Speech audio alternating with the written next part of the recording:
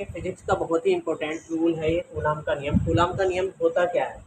Coulomb ने ये कहा था कि दो स्थिर बिंदु आवेशों के बीच लगने वाला आकर्षण बल या प्रतिकर्षण बल उन दोनों के गुणनफल के अनुक्रमानुपाती और उनके बीच की दूरी के वर्ग के व्युत्क्रमानुपाती होता है। आइए समझते हैं। कूलाम ने ये कहा था कि अगर दो स्थिर बिंदु आवेश, एक आवेश मान लिया हमारा ये है और एक आवेश हमारा ये है, ठीक है। अगर ये भी प्लस क्यू है और ये भी प्लस क्यू है, ये प्लस Q1 है और ये प्लस Q2, दोनों ही समान परिमाण के हैं और दोनों समान परिमाण के हैं और दोनों जो है एक जैसे हैं, प्लस प्लस के हैं। देखिए दोनों एक जैसे हैं तो इन दोनों के बीच जो बल लगेगा वो बाहर की तरफ को लगेगा और वो बल होगा प्रतिकर्षण बल, ठीक है। अगर ये दोनों आवेश विपरीत प्रकृति के हैं, मतलब एक माइनस Q1 है और एक माइनस Q2 है, दोनों की प्रकृति अलग अलग है तो दोनों एक दूसरे को ही खींचेंगे तो इनमें जो बल लगेगा वो लगेगा आकर्षण बल, समझ गए। तो कूलाम ने ये कहा था कि दो स्थिर बिंदु आवेशों के बीच लगने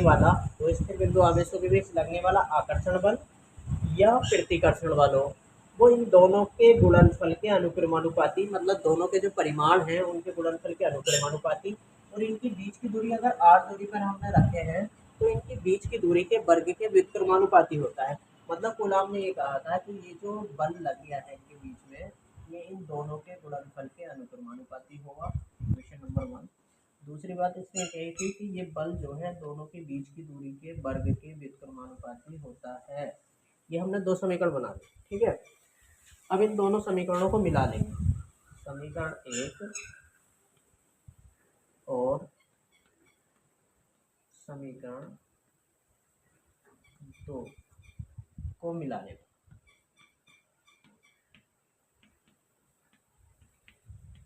हम इन दोनों को हमने एक जगह मिला, अनुक्रमानुपाती Q1 Q2 है और F अनुक्रमानुपाती 1/r² है, तो ये हो जाएगा Q1 Q2/r²। तो F अनुक्रमानुपाती हमारा हो जाएगा Q1 Q2/r², ठीक है। अब जैसा कि हमें पता है कि F, अगर ये अनुक्रमानुपाती का निशान हम हटाएंगे तो यहाँ पे एक कांस्टेंट आ जाएगा, F बराबर K Q1 Q2/r², ठीक है। अब यहाँ पे जो कि K कांस्टेंट आया है, नियतांक आया है, इसका मान जो होता है प्रयोगों के आधार पे जो साइंटिस्टों ने निकाला, जो कूलाम ने निकाला है, इसका होता है 1/4πε0, जहाँ ये नियतांक है जिसका मान कितना होता है 1/4πε0, ठीक है। 1/4πε0 और इसका भी मान होता है कैलकुलेशन के आधार पे जो इन्होंने निकाला है 9 × 10⁹ न्यूटन मीटर स्क्वायर पर कूलाम स्क्वायर। अब देखो K का मान कितना होता है 1/4πε0 और इसका भी मान होता है 9 × 10⁹ न्यूटन मीटर स्क्वायर पर कूलाम स्क्वायर। ये न्यूमेरिकल के लिए याद रखना, ये हमारा काम आएगा। तब हमारा जो कूलाम का नियम हो जाएगा वो हो जाएगा F बराबर 1/4πε0 Q1 Q2/r², ठीक है। अब ये यहाँ पे क्या है, ε0 है, ये जो है निर्वात की वैद्युतशीलता है और इसका मान जो होता है 8.85 × 10⁻⁻12 न्यूटन पर मीटर होता है, जहाँ ε0 जो है निर्वात की विद्युतशीलता, निर्वात या वायु की विद्युतशीलता,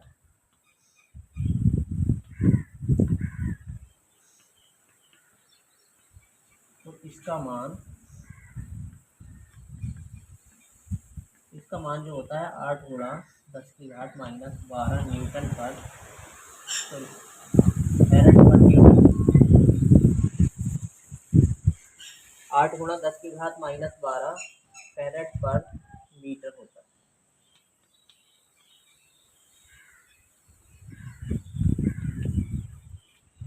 तो समझ गए। अब अगर इसमें एक बात और आप समझ लीजिए, ये दोनों जो है हमारे आवेश जो थे ये वायु में रखे थे या निर्वात में रखे थे। अगर कोई और माध्यम हो इसमें,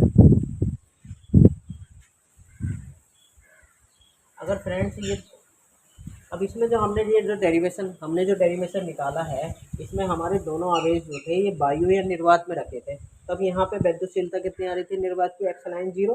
अगर ये किसी और माध्यम में रखे हो तब ये कूलाम का नियम क्या हो जाएगा, वैद्युतशीलता उस माध्यम की चेंज हो जाएगी, ये हो जाएगा 1/4 पाई एप्सिलॉन जीरो की जगह के लिख देंगे किसी भी माध्यम की वैद्युतशीलता Q1 Q2 upon are square. ये है हमारा कूलाम का नियम। तो कूलाम का नियम समझ गए, दो स्थिर बिंदु आवेशों के बीच लगने वाला आकर्षण बल या प्रतिकर्षण बल दोनों के गुणनफल के अनुक्रमानुपाती और उनकी बीच की दूरी के वर्ग के व्युत्क्रमानुपाती होता है, इसे कूलाम का नियम कहते हैं। क्लास 12 का सबसे इम्पोर्टेंट जो है टॉपिक है कूलाम का नियम, इसके न्यूमेरिकल्स भी आते हैं। हमारी वीडियो को देखते रहिए। जय हिंद।